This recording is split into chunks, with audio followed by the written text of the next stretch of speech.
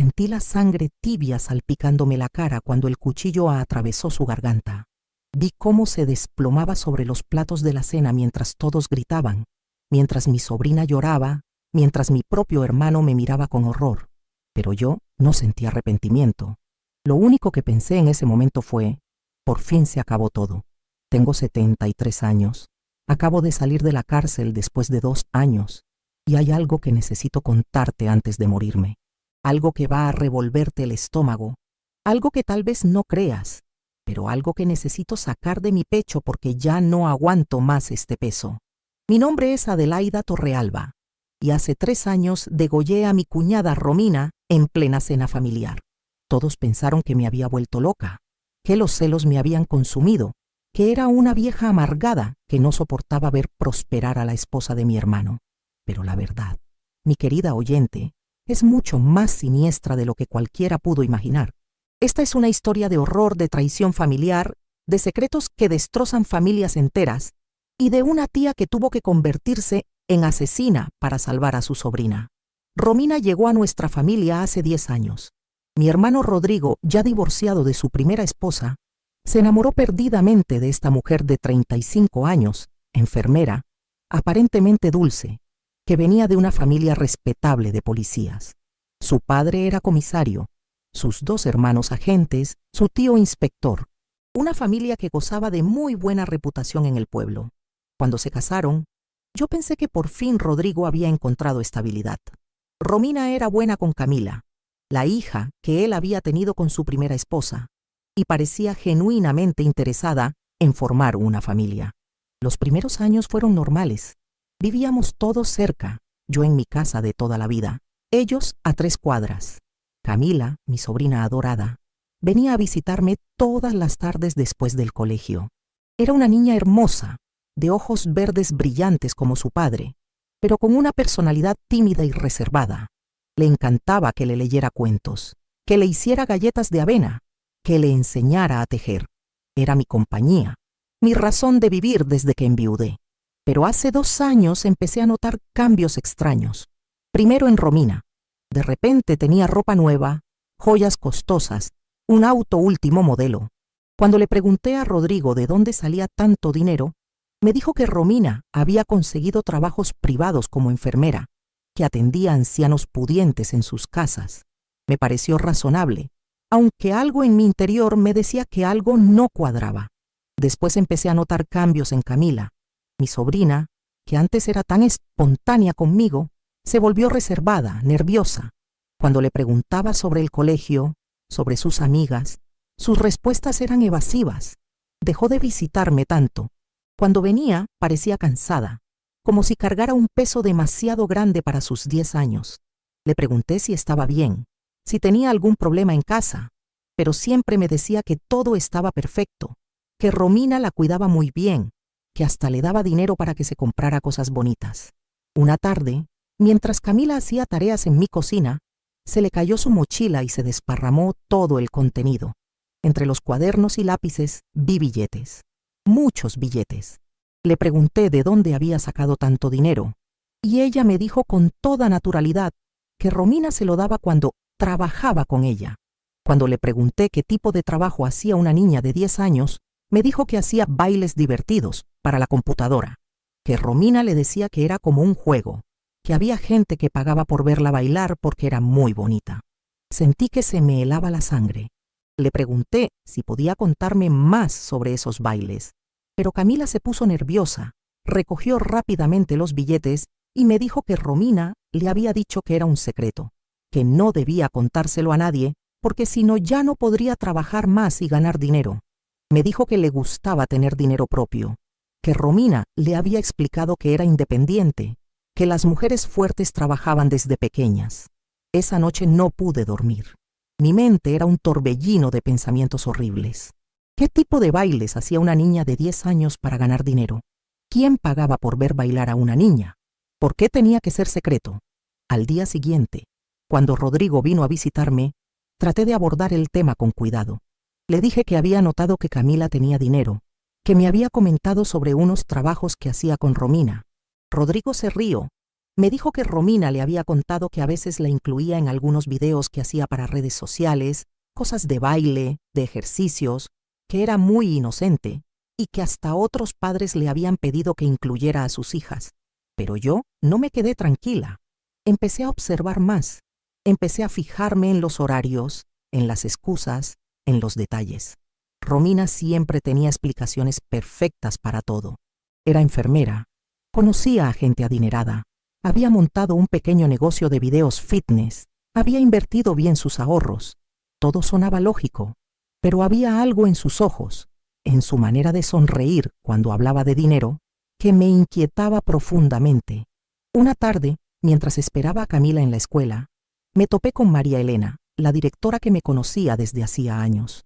Me preguntó cómo estaba la niña, si todo andaba bien en casa. Cuando le dije que sí, que todo perfecto, me miró con preocupación y me dijo que había notado a Camila muy distraída últimamente, que parecía somnolienta en clases, que sus notas habían bajado considerablemente. Me comentó que varios maestros estaban preocupados porque la niña a veces se quedaba dormida en el recreo, como si no hubiera descansado bien por las noches. Esa información fue como una puñalada. ¿Qué estaba pasando en esa casa por las noches? ¿Por qué mi sobrina llegaba cansada al colegio? ¿Qué tipo de trabajos hacía que la dejaban agotada? Decidí que tenía que averiguarlo, pero sabía que enfrentarme directamente a Romina no era una opción. Su familia tenía conexiones policiales, y si mis sospechas eran ciertas, necesitaba pruebas sólidas antes de hacer cualquier acusación. Empecé a investigar por mi cuenta. Aprendí a usar la computadora con ayuda de mi vecina, que era maestra jubilada. Le dije que quería aprender para poder comunicarme mejor con mi sobrina, pero en realidad quería entender ese mundo digital donde al parecer Camila estaba trabajando. Lo que descubrí me cambió la vida para siempre. Había páginas web, foros, lugares en internet donde se compraban y vendían videos de niños. Era un mundo sucio, perverso, lleno de monstruos que se aprovechaban de la inocencia de los menores. Durante semanas busqué, investigué, traté de encontrar algún rastro que me confirmara mis peores sospechas. Y una noche, navegando en una página que me daba náuseas solo de ver, encontré lo que no quería encontrar. Era un video de 30 segundos, con muy poca ropa, bailando de una manera que me rompió el corazón y me llenó de una furia que jamás había sentido en mi vida. Mi sobrina, mi Camila de 11 años, estaba siendo vendida como mercancía sexual a depravados de todo el mundo. El video tenía cientos de comentarios asquerosos, peticiones de más material, ofertas de dinero por contenido más explícito. Era evidente que no era el único video, que había todo un catálogo, que mi sobrina había estado siendo explotada durante meses, tal vez años. Y detrás de todo estaba Romina, su madrastra, la persona que se suponía debía cuidarla y protegerla, convirtiéndola en una fuente de ingresos para sus perversiones. La rabia que sentí esa noche no se puede describir con palabras. Era algo visceral, primitivo, maternal. Había descubierto que la mujer en quien había confiado, a quien había recibido en mi familia como una hermana, estaba abusando de mi sobrina de la manera más vil y despreciable. Y lo que más me dolía era saber que Camila había sido manipulada para creer que eso era normal, que era un trabajo, que era algo de lo que debía sentirse orgullosa. Sabía que tenía que actuar, pero también sabía que estaba en una situación imposible. ¿Cómo denunciar a alguien cuya familia entera trabajaba en la policía? ¿Cómo explicar que había encontrado esos videos sin que pensaran que yo también era parte de ese mundo asqueroso? ¿Cómo hacer que me creyeran cuando todas las apariencias jugaban a favor de Romina? Ella era joven, educada, respetable, mientras que yo era solo una vieja que podía estar perdiendo la cabeza. Y lo más terrible de todo, ¿cómo salvar a Camila sin destruir a mi propio hermano en el proceso? Pero lo que me iba a llevar al límite estaba por venir, y cuando eso pasara, ya no habría vuelta atrás para ninguno de nosotros. Los días que siguieron a mi descubrimiento fueron un infierno. No podía comer, no podía dormir, no podía mirar a mi sobrina sin que se me partiera el corazón. Cada vez que Camila venía a visitarme, yo la observaba buscando señales, tratando de entender cómo había llegado a esa situación sin que nadie se diera cuenta. La veía jugar con sus muñecas, hacer dibujos, comportarse como la niña que era, y no podía comprender cómo esa misma criatura inocente era víctima de semejante horror. Decidí intentar hablar con Rodrigo una vez más, pero esta vez fui más directa. Una tarde, cuando vino a arreglar mi grifo de la cocina, le dije que estaba preocupada por Camila, que la notaba diferente, que me había comentado sobre videos que hacía con Romina. Le sugerí que tal vez debería supervisar más de cerca las actividades de su hija, especialmente las que involucraran internet y dinero. La reacción de Rodrigo me destruyó. Se molestó conmigo como nunca antes. Me dijo que estaba volviéndome una vieja paranoica, que Romina era la mejor cosa que le había pasado en la vida, que gracias a ella finalmente tenían estabilidad económica, y Camila estaba mejor que nunca. Me acusó de estar celosa porque Romina había logrado darle a Camila cosas que yo nunca pude darle, que estaba inventando problemas donde no los había, porque no podía aceptar que ya no era la figura femenina más importante en la vida de mi sobrina. Sus palabras me lastimaron profundamente, pero lo que más me dolió fue darme cuenta de que Romina había logrado manipularlo completamente. Mi hermano, que había sido un padre cuidadoso y protector, ahora estaba ciego ante lo que estaba pasando en su propia casa. La confianza absoluta que tenía en su esposa le impedía ver las señales, cuestionar las coincidencias, proteger a su hija. Después de esa conversación con Rodrigo, supe que estaba completamente sola en esta batalla. No podía contar con mi hermano, no podía ir a la policía por las conexiones familiares de Romina, y no tenía evidencia física más allá de lo que había visto en internet. Pero lo que más me atormentaba era saber que cada día que pasaba, cada noche que Camila dormía en esa casa, el abuso continuaba. Una tarde, mientras Camila estaba en mi casa haciendo tareas, traté de abordar el tema con mucho cuidado. Le pregunté si se sentía cómoda haciendo los videos con Romina, si realmente le gustaba o si lo hacía solo por el dinero. La respuesta de mi sobrina me partió el alma. Me dijo que al principio le daba vergüenza, pero que Romina le había explicado que todas las niñas bonitas hacían eso, que era como ser modelo, que la gente pagaba por ver belleza, que ella tenía un talento especial. Me dijo que Romina le había mostrado fotos de otras niñas que hacían lo mismo y que tenían casas hermosas, ropa cara, todo lo que quisieran. Le había prometido que si seguía trabajando bien, cuando fuera mayor podrían viajar por el mundo, que sería famosa, que nunca le faltaría nada. Camila me habló con los ojos brillantes, como si estuviera describiendo un sueño maravilloso, sin darse cuenta de que estaba narrando su propia pesadilla. Cuando le pregunté si alguna vez se sentía incómoda, si alguien le pedía hacer cosas que no quería, su expresión cambió. Se puso nerviosa, empezó a jugar con sus manos y me dijo que Romina le había explicado que algunas veces las personas pedían cosas especiales, pero que eso era normal en el mundo de los adultos, que ella tenía que ser profesional y hacer lo que le pidieran si quería seguir ganando dinero. Esa conversación me confirmó mis peores sospechas. No solo Romina estaba explotando a mi sobrina, sino que la estaba preparando para cosas peores. La estaba condicionando, normalizando comportamientos que cualquier niña debería rechazar, convirtiéndola en una víctima complaciente de sus propios abusos. Esa noche tomé una decisión desesperada. Iba a confrontar a Romina directamente. No tenía evidencia legal suficiente, no tenía el apoyo de mi hermano, no tenía el respaldo de las autoridades, pero tenía la certeza moral de que tenía que proteger a mi sobrina a cualquier precio. Planeé encontrarme con ella cuando Rodrigo no estuviera, cuando pudiera hablarle cara a cara sin testigos, sin interrupciones. La oportunidad llegó una semana después. Rodrigo había viajado por trabajo y estaría fuera durante 3 días. Camila estaba en el colegio. Fui a la casa, toqué la puerta y cuando Romina abrió, le dije que necesitábamos hablar urgentemente.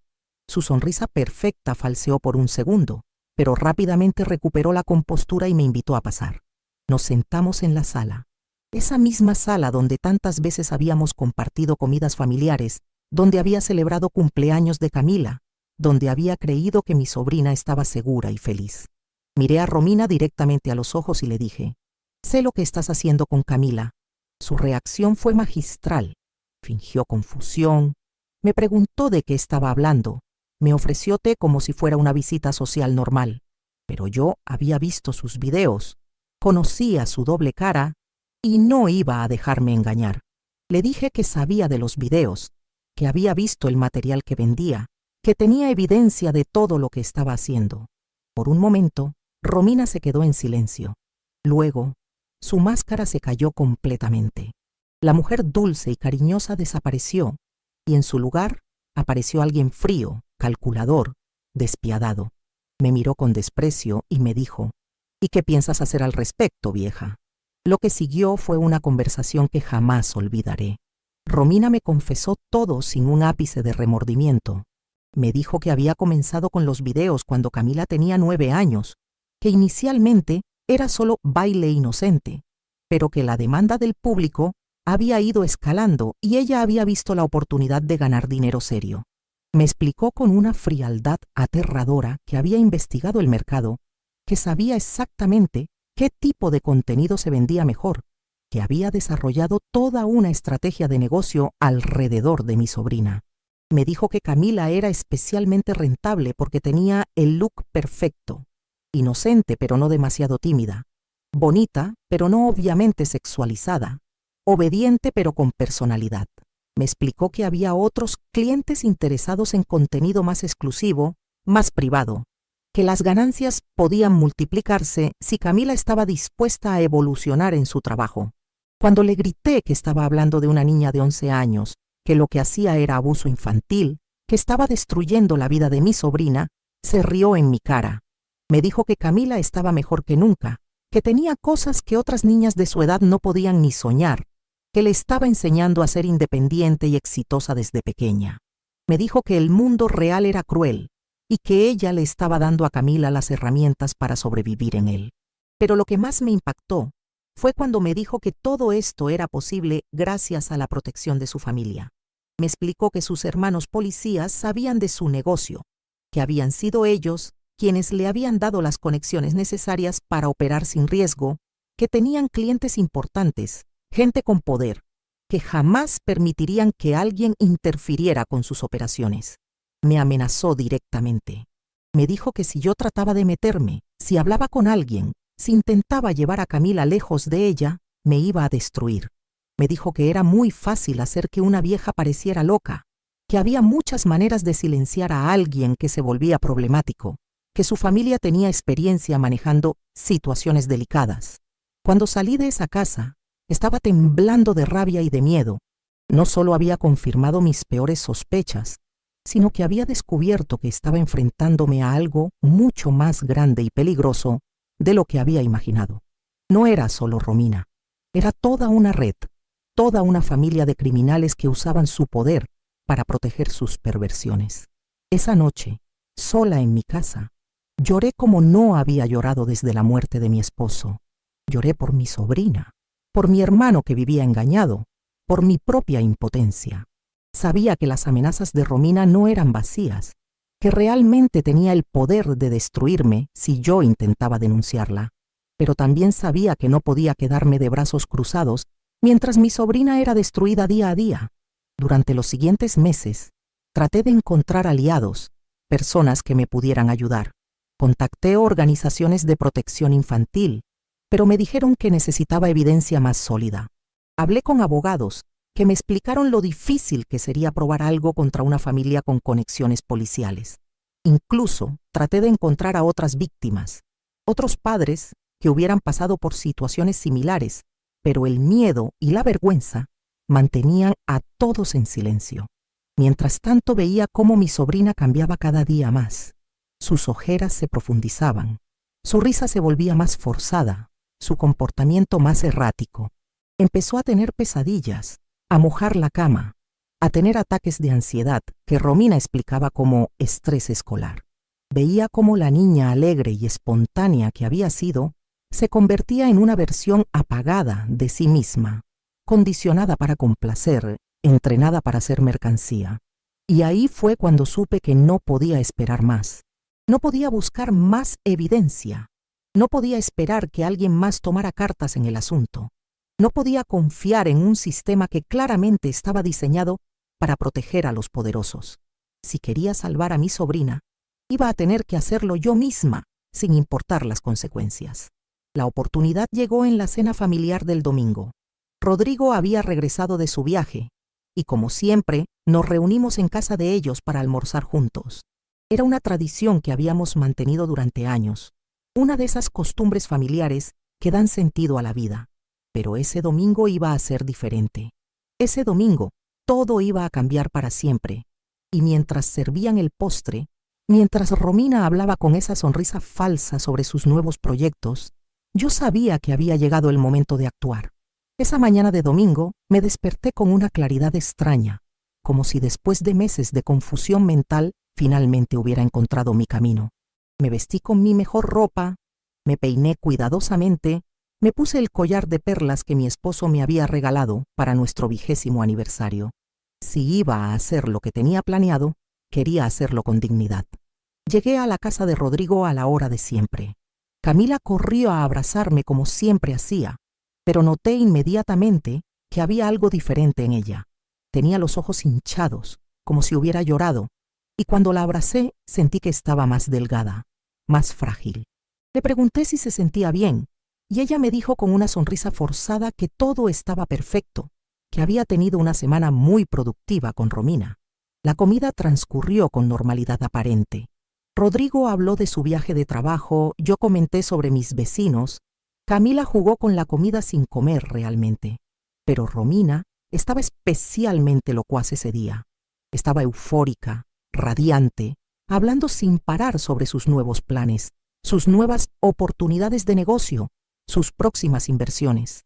Con una sonrisa perfecta y los ojos brillando de codicia, Romina nos contó que había recibido una propuesta muy interesante de unos inversionistas extranjeros que querían expandir su negocio.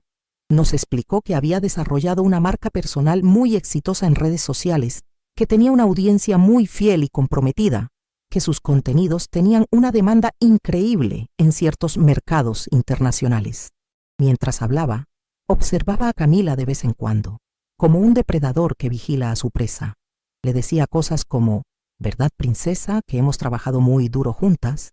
¿Verdad que te gusta nuestro proyecto especial? ¿Verdad que estamos construyendo algo maravilloso?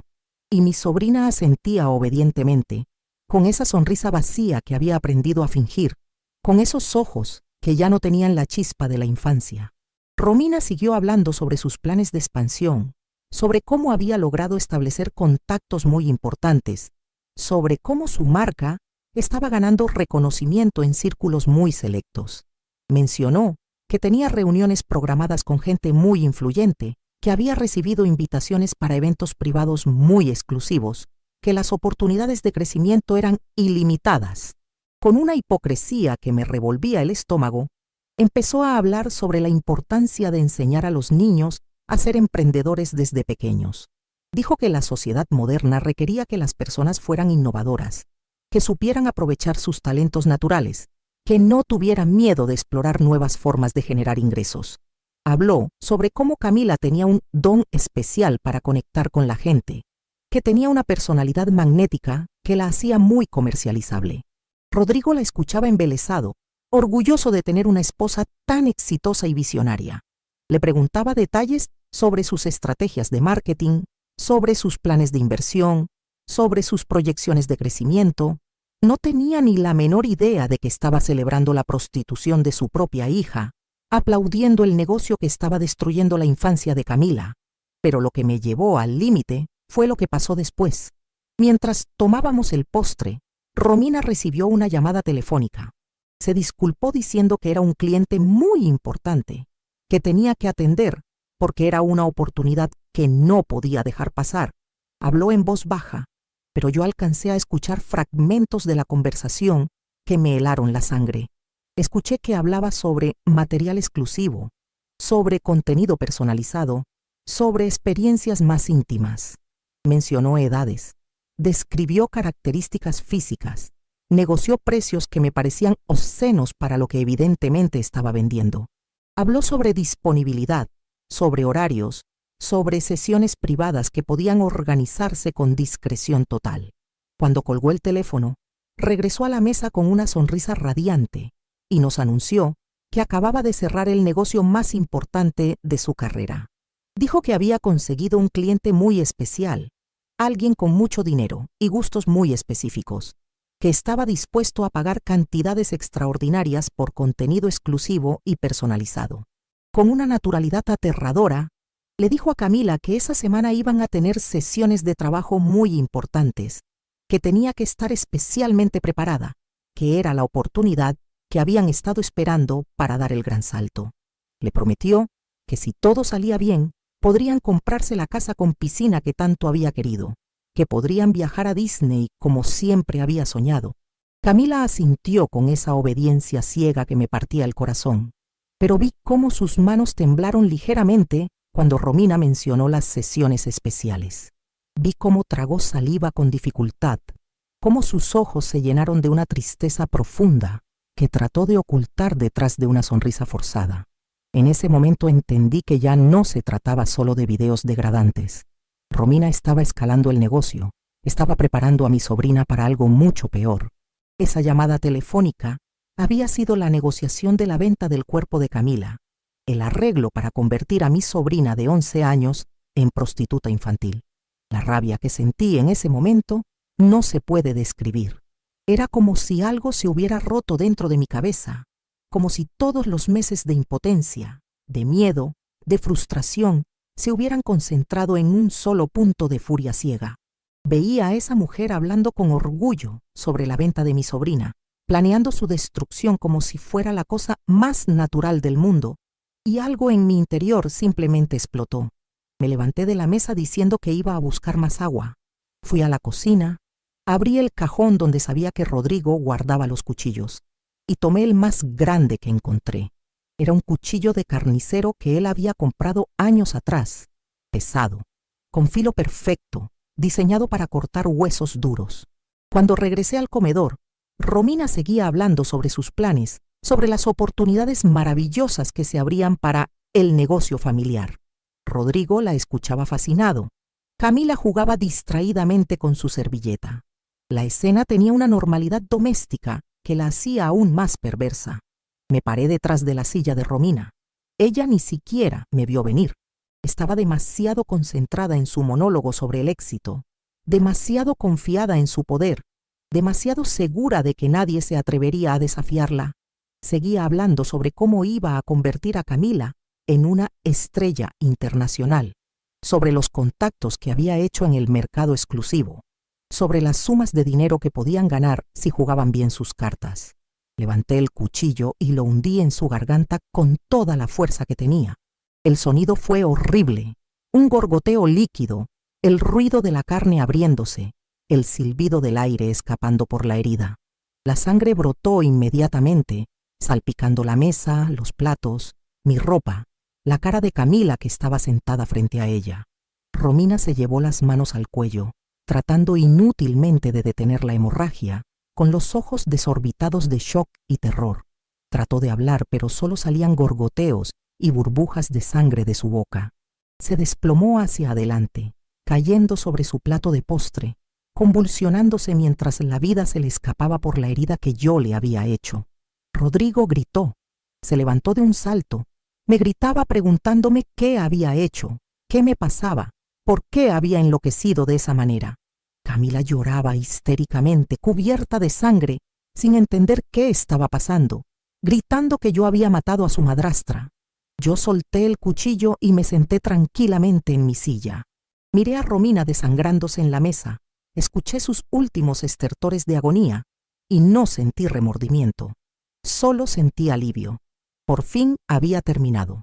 Por fin mi sobrina estaba a salvo. Por fin esa mujer no podría lastimar a ningún niño más. Los vecinos llegaron atraídos por los gritos. Alguien llamó a la policía y a la ambulancia. Para cuando llegaron los paramédicos, Romina ya estaba muerta. Los policías me arrestaron inmediatamente, me leyeron mis derechos, me esposaron como a cualquier criminal. Rodrigo no podía creer lo que había pasado. Lloraba inconsolablemente, alternando entre la ira hacia mí y la desesperación por haber perdido a su esposa. Me gritaba que me había vuelto loca, que había destruido a su familia, que jamás me perdonaría por lo que había hecho. Camila estaba en estado de shock. La llevaron al hospital para verificar que estuviera bien físicamente, pero yo sabía que las heridas emocionales tardarían mucho tiempo en sanar. En sus ojos veía confusión, miedo, dolor. No entendía por qué la tía que la amaba había matado a la mujer que ella creía que la cuidaba. Durante el proceso legal, traté de explicar mis razones. Intenté hacer que los investigadores entendieran lo que Romina había estado haciendo. Les conté sobre los videos, sobre la explotación, sobre la red de pedófilos, pero nadie me creyó. La evidencia había desaparecido misteriosamente de la computadora de Romina. Los testimonios de sus hermanos policías la presentaban como una mujer ejemplar, trabajadora, víctima de una cuñada celosa y desequilibrada mentalmente. Me condenaron a 40 años de prisión por asesinato en primer grado. El juez dijo que mi crimen había sido especialmente atroz, porque había matado a sangre fría a una mujer inocente delante de una menor de edad, causando traumas irreversibles a toda la familia. Durante los 2 años que pasé en la cárcel, ni Rodrigo ni Camila vinieron a visitarme ni una sola vez. Los 2 años que pasé en prisión fueron los más duros de mi vida, pero no por las razones que cualquiera pensaría. No era el encierro, ni la comida, ni la rudeza de las otras reclusas lo que me torturaba. Era saber que ahí afuera mi sobrina seguía en peligro, que al eliminar a Romina tal vez solo había cortado una cabeza de la hidra, que la red de criminales que la había protegido seguía operando libremente. Durante esos 2 años, traté de contactar a mi hermano innumerables veces. Le escribí cartas explicándole todo lo que había descubierto, suplicándole que investigara las actividades de la familia de Romina, pidiéndole que protegiera a Camila. Pero todas mis cartas fueron devueltas sin abrir. Rodrigo había decidido que yo estaba loca, que había asesinado a su esposa por celos y resentimiento, y no quería saber nada de mí.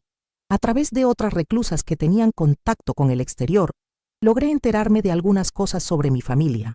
Supe que Rodrigo había caído en una depresión profunda después de la muerte de Romina, que había dejado de trabajar por varios meses, que Camila había tenido que recibir terapia psicológica para superar el trauma de haber presenciado el asesinato.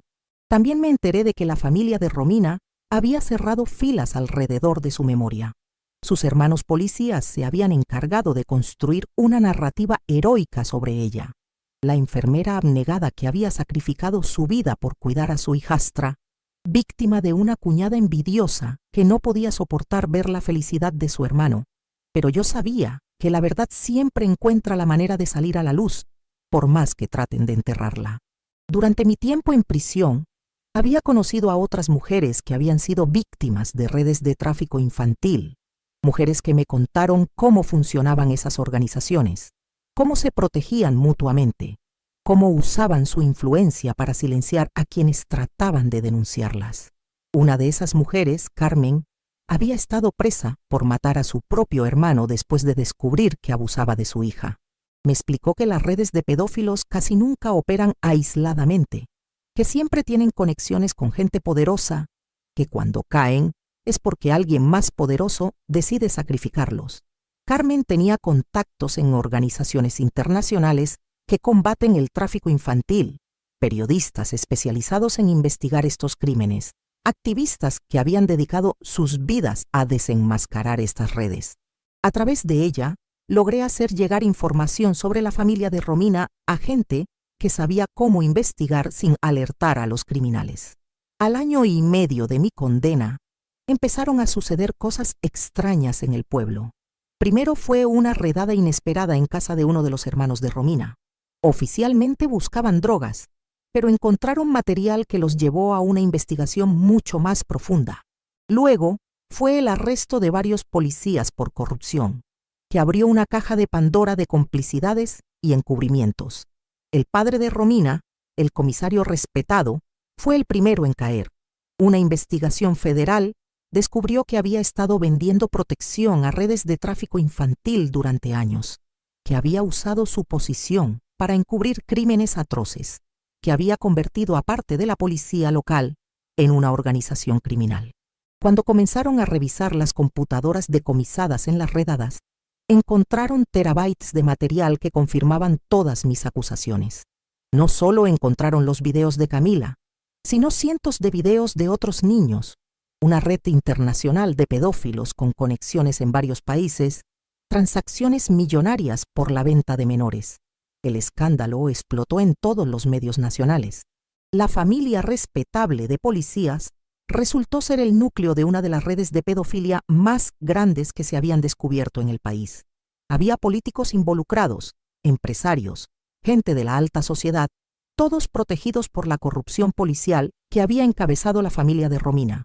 Los hermanos de Romina fueron arrestados y confesaron todo para conseguir reducciones de condena. Confirmaron que Romina no solo había sido parte de la red, sino que había sido una de sus operadoras más exitosas. Explicaron cómo había usado su matrimonio con Rodrigo como fachada perfecta, cómo había groomed a Camila sistemáticamente, cómo había planeado venderla a clientes internacionales. Pero lo más perturbador de todas las revelaciones fue descubrir que Camila no había sido su única víctima. Durante los años previos a casarse con Rodrigo, Romina había trabajado como enfermera en varios hospitales y orfanatos, siempre buscando niños vulnerables a quienes explotar. Había un rastro de víctimas que se extendía por años, familias destrozadas que nunca habían podido probar lo que les había pasado a sus hijos. Una de esas víctimas anteriores, ya adulta, se contactó conmigo a través de mi abogado. Me contó cómo Romina la había abusado cuando tenía 7 años, cómo había tratado de denunciarla pero nadie le había creído, cómo había pasado años en terapia tratando de superar el trauma. Me dijo que cuando vio las noticias del escándalo, lloró de alivio porque finalmente alguien había podido detener a esa mujer. Cuando toda la verdad salió a la luz, mi caso fue revisado automáticamente. Los mismos fiscales que me habían condenado por asesinato reconocieron que había actuado para proteger a mi sobrina de una red criminal que las autoridades no habían podido detectar. Mi condena fue reducida drásticamente y con el tiempo cumplido y buena conducta, fui liberada con libertad condicional. El día que salí de prisión, después de 2 años y 3 meses encerrada, no había nadie esperándome en la puerta. Mi hermano seguía sin hablarme, mi sobrina seguía resentida conmigo, y yo tenía que enfrentar un mundo que había cambiado completamente desde mi encierro, pero no me importaba estar sola. Había logrado lo que me había propuesto. Camila estaba viva, la red que la había estado explotando había sido desmantelada, y todos los criminales que habían participado en su abuso estaban pagando por sus crímenes. Sin embargo, la historia no había terminado ahí, porque cuando uno desbarata una red de esta magnitud, siempre quedan cabos sueltos, siempre hay secretos que salen a la luz, siempre hay verdades que duelen más que las mentiras, y lo que estaba por descubrir sobre mi propia familia iba a cambiar para siempre la manera en que entendía todo lo que había pasado. 3 meses después de mi liberación, mientras intentaba reconstruir mi vida en la misma casa donde había criado a mis hijos, recibí una visita que no esperaba. Era Camila, ahora de casi 14 años, más alta, más madura, pero con la misma tristeza profunda en los ojos que yo recordaba de nuestros últimos encuentros antes de mi encarcelamiento. Se sentó en el mismo sofá donde años atrás me había contado sobre sus trabajos con Romina, pero esta vez había algo diferente en ella, una determinación, una fuerza que no había tenido cuando era solo una niña manipulada. Me dijo que había venido porque tenía algo que contarme, algo que había estado guardando durante todos estos años y que finalmente estaba lista para compartir. Con una voz que temblaba, pero que se mantenía firme, Camila me confesó que durante el juicio, cuando todos los detalles de la red de pedófilos salieron a la luz, ella había empezado a recordar cosas que su mente había bloqueado durante años. Me dijo que la terapia psicológica la había ayudado a procesar no solo el trauma de haber visto el asesinato de Romina, sino también todos los abusos que había sufrido y que su mente infantil había normalizado. Me contó que ahora entendía que lo que yo había hecho no fue un acto de locura, sino un acto desesperado de amor. Me pidió perdón por haber tardado tanto en entenderlo, por haber creído durante tanto tiempo que yo era la mala de la historia, por no haber podido ver que todo lo que había hecho había sido para protegerla. Pero luego me dijo algo que me heló la sangre. Me confesó que después de mi encarcelamiento, cuando ella y su padre habían quedado solos, las cosas en la casa habían empeorado de maneras que ella no sabía cómo explicar. Me dijo que Rodrigo había caído en una depresión tan profunda que había empezado a beber, que se había vuelto agresivo, que había noches en las que llegaba borracho y la miraba de maneras que la hacían sentir incómoda, con lágrimas corriendo por sus mejillas. Me contó que una noche, 6 meses después de mi encarcelamiento, su propio padre había intentado abusar de ella. Me dijo que había llegado a su cuarto borracho, que le había dicho que ella le recordaba a Romina, que necesitaba sentirse acompañado, que ella tenía que ayudar a Papa a superar su dolor. Camila me explicó que había logrado escapar esa noche, que se había encerrado en el baño hasta que él se quedó dormido, que desde entonces había vivido con un miedo constante de que volviera a pasar. Me dijo que durante más de un año había estado durmiendo con muebles bloqueando su puerta, que había aprendido a reconocer el sonido de sus pasos cuando llegaba borracho, que había desarrollado estrategias para esconderse o escapar cuando él se ponía cariñoso de maneras inapropiadas. La revelación me destrozó completamente. No solo había matado a una mujer para proteger a mi sobrina de una red de pedófilos, sino que mi propio hermano, el padre de la niña, había intentado continuar el ciclo de abuso. El hombre en quien había confiado, por quien había sentido vergüenza de sospechar, por quien había dudado de mis propias percepciones, había resultado ser otro depredador. Camila me contó que las cosas habían mejorado cuando Rodrigo había empezado a ir a terapia obligatoria como parte del proceso de investigación de la red de pedófilos. Los terapeutas habían detectado sus tendencias, habían trabajado con él intensivamente y aparentemente habían logrado que controlara sus impulsos, pero me dijo que ella nunca había vuelto a sentirse completamente segura con él, que siempre había una tensión en la casa, una sensación de peligro latente. Me explicó que había decidido contarme todo esto porque quería que yo supiera que mi sacrificio no había sido en vano, que efectivamente había estado protegiendo a una niña que estaba rodeada de depredadores por todos lados. Me dijo que ahora entendía que si yo no hubiera actuado como lo hiciste, probablemente ella habría terminado siendo víctima no solo de Romina y su red, sino también de su propio padre. Pero lo que más me impactó de toda esta conversación fue lo que Camila me dijo después. Me miró directamente a los ojos y me preguntó si yo había sabido sobre las tendencias de Rodrigo antes de matar a Romina, si había sospechado que él también era un peligro para ella, si mi acción había sido calculada no solo para eliminar a Romina, sino para crear una situación que expusiera a todos los abusadores en su vida. La pregunta me dejó sin palabras, porque tocaba algo que yo misma había estado cuestionando durante mis noches de insomnio en la cárcel. ¿Realmente había actuado solo por impulso esa tarde del domingo? ¿O había parte de mí que sabía que al crear un escándalo tan grande, al forzar una investigación profunda, inevitablemente saldría a la luz todo el horror que rodeaba a mi sobrina? Le dije a Camila que honestamente no lo sabía, que en ese momento de furia ciega, mi único pensamiento había sido detener a Romina, pero que tal vez, inconscientemente, había sentido que había algo más profundamente podrido en toda la situación. Le expliqué que durante meses había tenido la sensación de que no podía confiar en nadie, de que había secretos por todas partes, de que mi sobrina estaba rodeada de peligros que yo no podía identificar completamente. Camila me abrazó entonces, por primera vez en más de 3 años, y me dijo que independientemente de mis motivaciones conscientes o inconscientes, yo había sido la única persona en su vida que había estado dispuesta a arriesgar todo para protegerla. Me dijo que entendía que no había habido otra salida, que el sistema había fallado completamente, que las autoridades habían estado compradas, que su propia familia había estado corrupta. Me contó que ahora vivía con una familia adoptiva que la cuidaba bien, que estaba en terapia intensiva para superar todos los traumas, que estaba estudiando para convertirse en trabajadora social especializada en protección infantil. Me dijo que quería dedicar su vida a ayudar a otros niños que estuvieran pasando por situaciones similares, que quería usar su experiencia para identificar señales que otros adultos podrían pasar por alto. Pero luego me hizo otra pregunta que me dejó pensando durante días. Tía Adelaida, ¿Crees que hice mal en no contarte sobre los intentos de abuso de papá cuando saliste de la cárcel? ¿Crees que debería haberlo denunciado oficialmente? ¿O estuvo bien manejarlo a través de la terapia?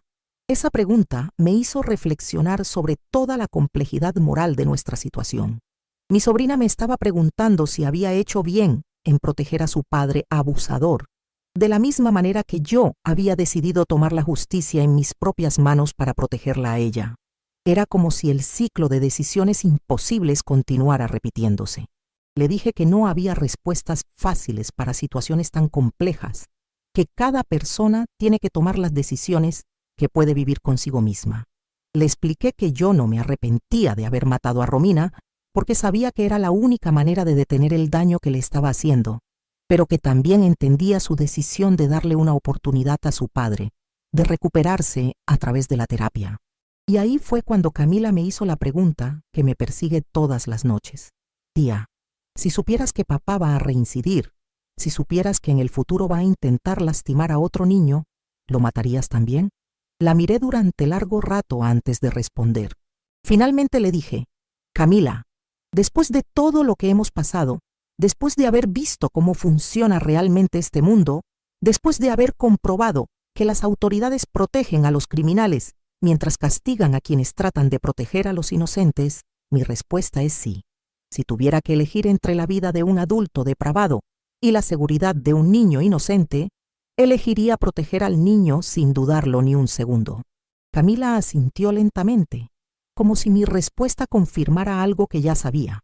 Me dijo que esperaba que nunca tuviera que enfrentar esa decisión, pero que la tranquilizaba saber que todavía había adultos en el mundo dispuestos a hacer lo necesario para proteger a los niños. Antes de irse, me abrazó nuevamente y me susurró al oído. Gracias por salvarme, tía. Gracias por ser la única que tuvo el valor de hacer lo correcto cuando nadie más quiso verlo.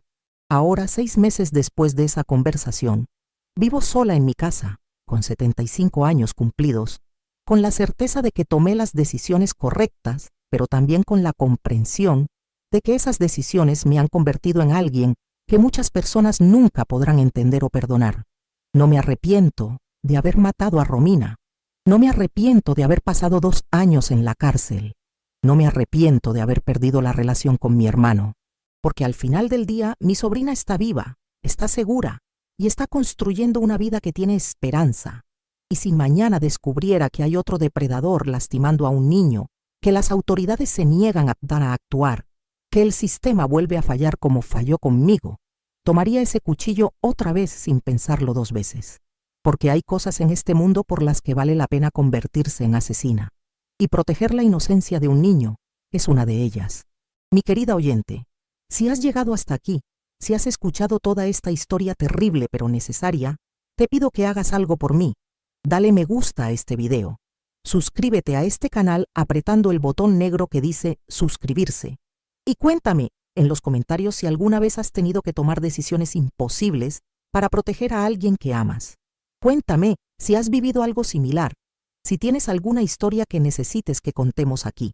Perdón si este video ha sido muy largo, pero estas historias hay que contarlas al detalle. Necesitaba soltar todo esto ya, necesitaba este desahogo.